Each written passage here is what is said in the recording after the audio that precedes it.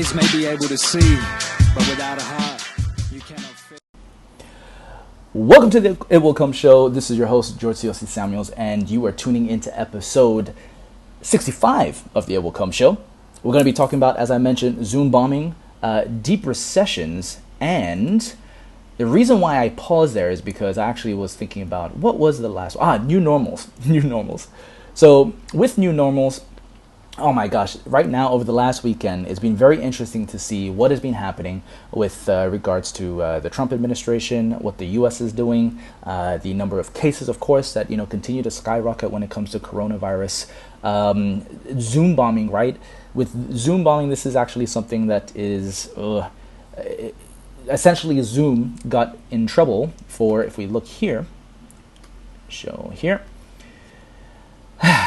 Zoom got in trouble because their security or their baseline security wasn't very secure.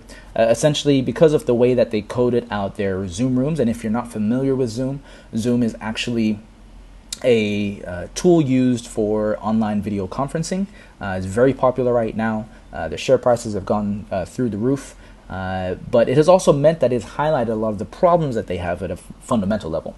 There were people that, at least on the internet, I know actually on Twitter, some very vocal people like Jason Fried, the founder of Basecamp. He was talking about how can you have a tool like this that actually fundamentally is so insecure.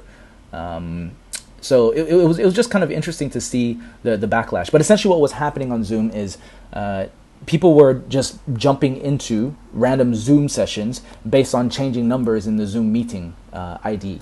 And because there were no passwords associated with it, well, what do you think happened, right? It meant that people were just bombing, Zoom bombing, jumping straight into those chat rooms and getting up to no good.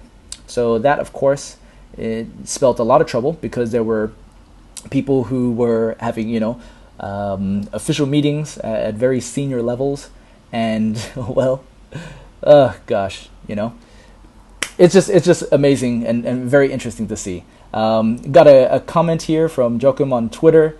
Joachim, nice to hear from you, brother. Good to see you as always. So you can see here, Donnie Trump equals clown. Yes, he's not perfect, and definitely has been. I think it's been highlighted just how much is wrong with the U.S. at the moment, but they also have an opportunity to do right. You know what I mean? And just again taking this comment from Twitter as well. Don't see the value of what they charge, to be honest. Yep.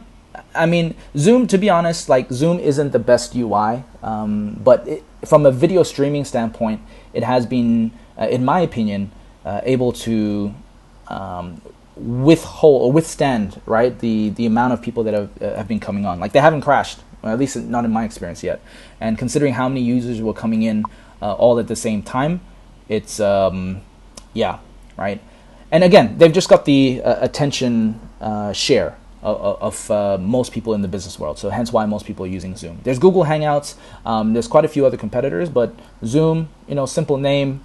It's pretty well known, and that's probably why so many are using it at the moment. So, just getting back to the article. You might have noticed too, if you're using Zoom right now, just go to zoom.com.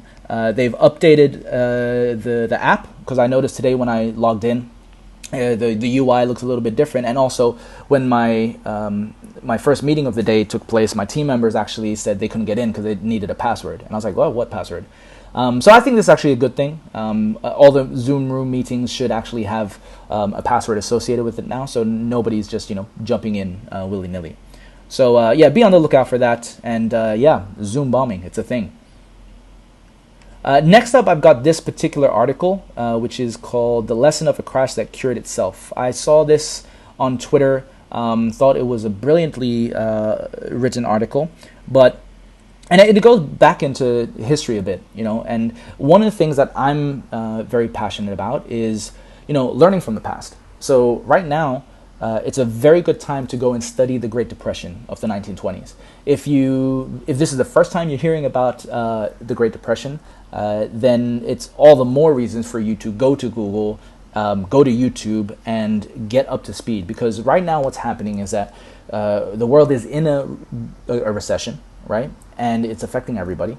And the economic fallout of this, as I've mentioned in a few past episodes, is going to be huge in my opinion, right? And just looking at sort of how governments are currently creating money out of thin air, and putting in all these stimulus packages, what it's doing is it's applying band-aids to the problem, which was what got us into the global financial crisis of 2008. And it's like they're not learning. So, it's the equivalent of probably the culture in the West that we have of, if there's something wrong, don't fix it, right? Pop a pill. Try to extend yourself as far as possible without addressing the underlying core issues. And that's what the stimulus packages are the equivalent of, in my opinion. So what this means is that in this article, it's really well. So let me just show here. If a government wishes to alleviate rather than aggravate a depression, its only valid course is a laissez-faire, to leave the economy alone. Only if there is no interference, and I probably said that horribly for all you French-speaking people, laissez-faire. Only if there is no interference, direct or threatened, with prices, wage rates, and business liquidation, will the necessary adjustment proceed with smooth dispatch. Murray Rothbard, America's Great Depression. What this means is essentially, this is the equivalent of when you are sick, when you get the cold or flu, right? Instead of popping pills, your body's telling you, hey, it's time to rest, right? Go have some honey lemon tea, go sleep, stop doing things, give your body a break, have some Vicks Vapor Rub, just doing the basics, right? The fundamentals, and taking some time out. But what we're seeing in the world right now is instead of allowing that, and I can understand how this is obviously, it's hard to just allow this to happen, right? Because what it means is that a lot of people's lives and livelihoods are on the line. And I just realized that you probably weren't looking at the same screen that I was when I had this.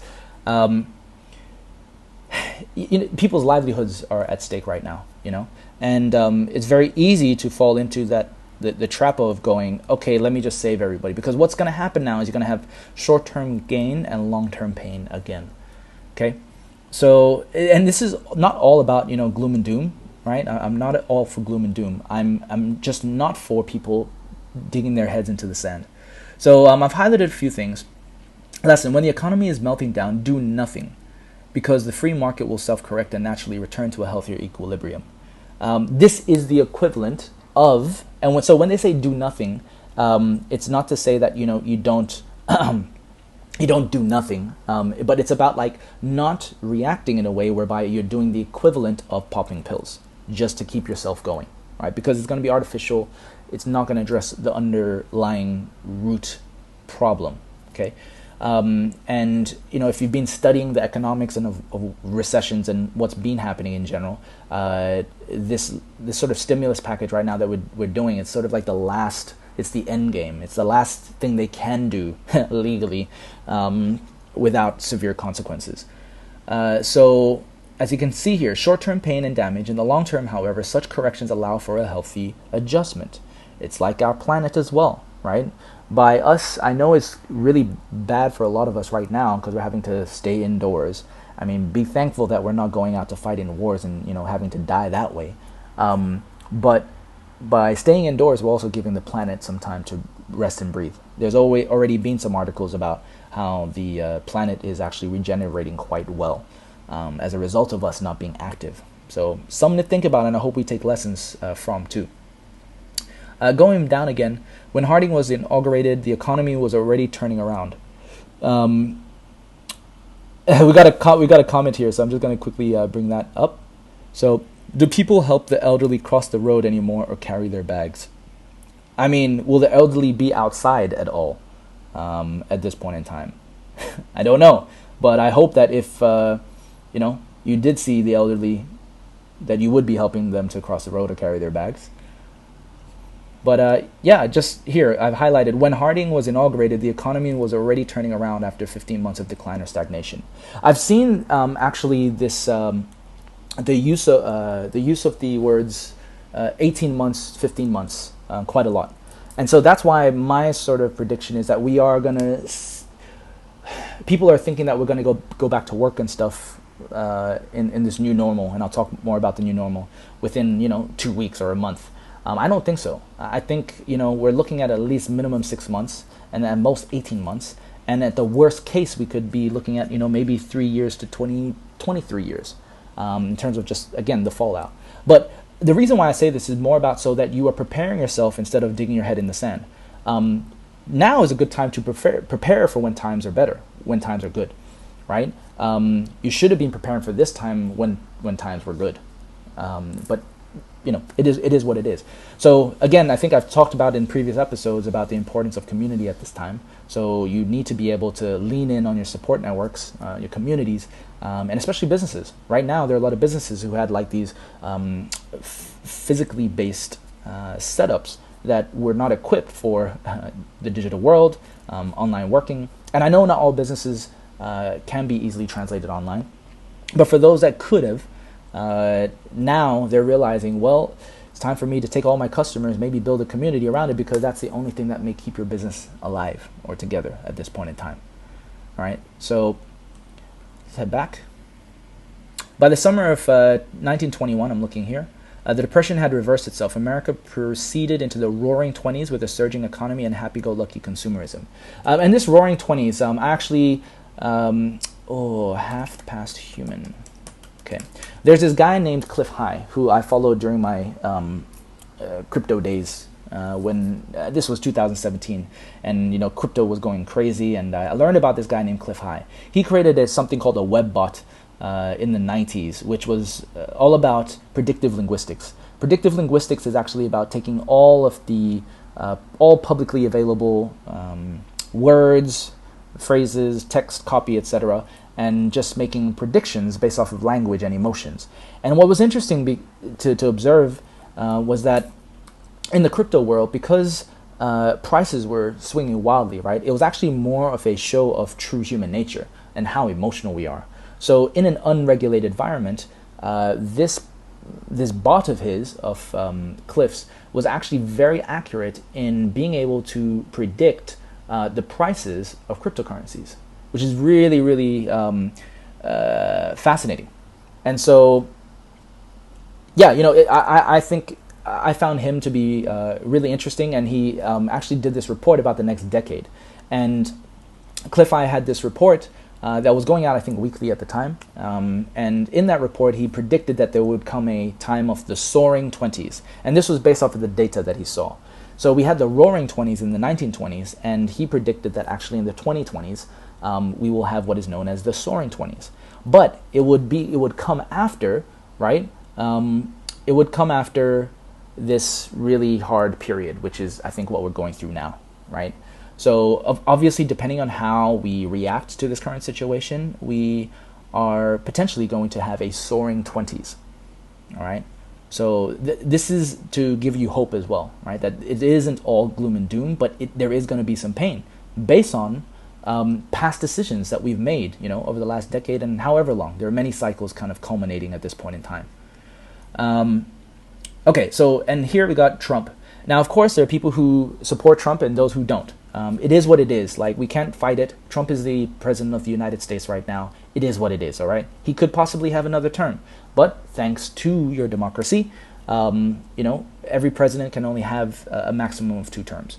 Unless Trump is somehow able to change that, right? But Trump has chosen the path of FDR and the Great Depression rather than Harding in 1920. So with the Great Depression, right, essentially it became more about trying to bail everybody out. So you can see here, Rothbard referred to these past economies as fundamentally sound. And I'm just going to highlight here, whether a similar statement is true of today's economy can be hotly debated, and the prevalent presence of government is a complicating factor. The short-term misery of the correction will be deeper than it needed to be.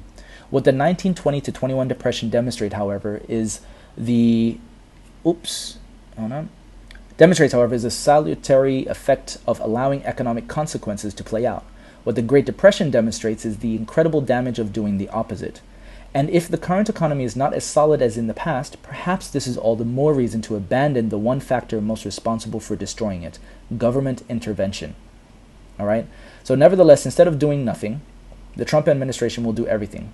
The money supply will balloon and cause runaway inflation. Resources will be misdirected. I think we're already seeing that, preventing free market allocation. The market will be centrally coordinated according to a bureaucratic vision. Now, on this, to be fair, centrally coordinated efforts, and I'm just going to refer to many Asian countries, has actually been really good. Now, the downside, right, is remaining to be seen. Asian countries do have a little bit more of an authoritarian culture, right, structure set up. So people are less about, independent freedoms, democracies, and whatnot. They're there, but I'm saying, like, just culturally and historically, it's a lot different to say in the West, right? I would say, observing what has happened for a lot of Western countries, is that we've seen, the downsides of having a non-centralized coordination efforts, right? Because it's actually very hard to galvanize everybody to do what is necessary around, staying indoors, wearing masks, etc. Because people are complaining more about, like, my freedoms, get me a lawyer. I saw this Twitter video of this guy who, needed to get tested for COVID-19, but instead he was talking about, like, where's my lawyer? At this point in time, I'm like, just do the test, But I understand the long-term consequences, that there could be, freedoms that get taken away in the long term. So even though I understand it, it also highlights where sometimes extreme individualism can go against what is or can be good for the collective. You know what I mean? And I come from originally, like, the Polynesian parts, so it's a lot about family and community. But I've been raised in the West, so I can see both sides. I just think that there's time for central coordination efforts and a time for decentralized, if we want to use those words. So, it's really it's tough calls to make, but you can see how even in places like China, okay, yes, they might have lied about numbers and whatnot, but I would have to say they did a damn good job of being able to close things down, right, and to try and minimize as much as possible. You could argue that, well, it still got out, yes, but it could have been worse, right? And I think this goes again, like in Eastern cultures, there's a lot more focus on preventative measures, right? If you look at Eastern medicine, it's all about, like, preventative healthcare, as opposed to the West, it's about popping pills. And I think this whole situation with Corona is highlighting the different belief systems. It's bringing it up for review. It's important times, regardless, for everybody. We are all going to have to reflect and look at what we believe, and does it still stand true, right? Like, do we need to either change those belief systems or reevaluate? Everything's up in the air right now for reflection. This is the article that really had me thinking over the weekend. And Joachim, I can see your comments. Thank you very much for them. But yeah, let's move on to the final few articles. This episode's a little bit longer because this particular area is actually of interest to me. Socioeconomics. Here, I don't think people realize that there is no normal to go back to anymore. So this is a thread actually that I found quite interesting. The new normal. People are talking about what is the new normal. Like some people are thinking that we're going to go back to normal. I don't think so. Changes in behavior and etiquette is already shifting up, right? When I was meeting up with a friend yesterday, because in Singapore they're going into the next stage of lockdowns on Tuesday, so it's kind of like the last time to really go out to any place, right? So we had our masks on, social distancing rules apply, and we couldn't really do our usual like handshake or bro hug or any of those sort of things. Just pretty much had to bow to one another. And this is the reality. And I think because we've had to shift that during this time, we won't even know when it'll be okay really to like start embracing again. So for all you huggers and people who love to, give kisses on the cheeks or whatnot when you greet, yeah, it's going to be tough for you. So going back again to this tweet, this is what's really interesting, right? It was a thread. At absolute minimum, supply and demand has been reallocated across the economy, with travel and events zeroed out. Virus permanently changes public behavior, as I was talking about. Supply chain disruption just starting, more still en route. A pandemic, demand crisis. Okay, even if the virus did vanish in a puff of smoke and everyone went back to work, the behavior of billions of people in every country has been permanently changed. I agree. Demand won't quickly come back. I agree. Borders won't easily reopen. Yep, we have no idea. International relations won't be the same. China is the best case scenario for at least a new normal, but every citizen is being tracked, borders have been closed, demand for many products is way down, daily behavior has changed, right? Which is what I was talking about, like, just in terms of, the consequences of some of the things that needed to take place right now. It might mean, this type of scenario, but remember, we always have the ability to shift things. So this was just a very interesting thread. Whoops, go back here. A very interesting thread about the new normal, right? What do you think will be the new normal? Feel free, Jokum, if you're, tweeting away here, and anybody else that's listening, put it in the comments below or in the chat window. Do you think that we're going to go back to normal? Personally, I don't think we are, or we're just going to have a new normal, right? That is, different. The whole world is changed in an instant. This one, in the confrontation between the stream and the rock, the stream always wins, not through strength, but through perseverance. Okay, so the reason why I put this up here is because this quote is actually, I'm a fan of the Tao, and this quote, in the confrontation between the stream and the rock, the stream always wins, not through strength, but through perseverance.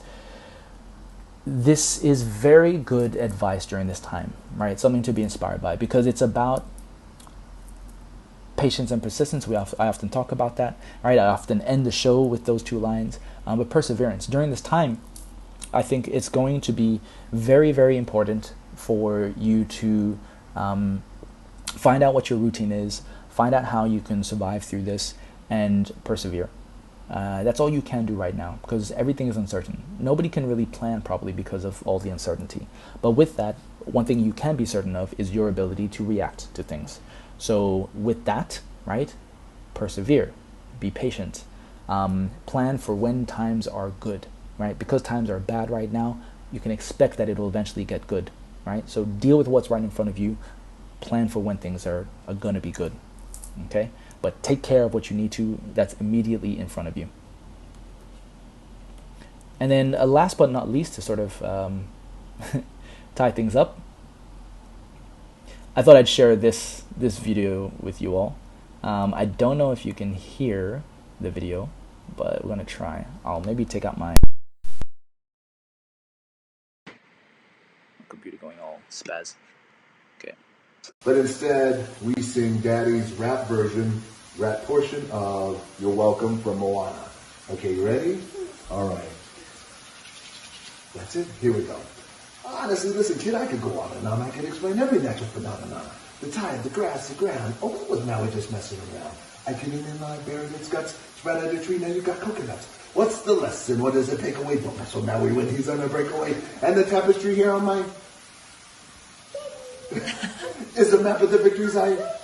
Look where I've been. I make everything happen. Look at that me, Maui just ticketed. Tapping. What can I say except... You're welcome. The coronavirus has gotta go. Yes. All right, can you tell everybody to stay healthy and stay safe?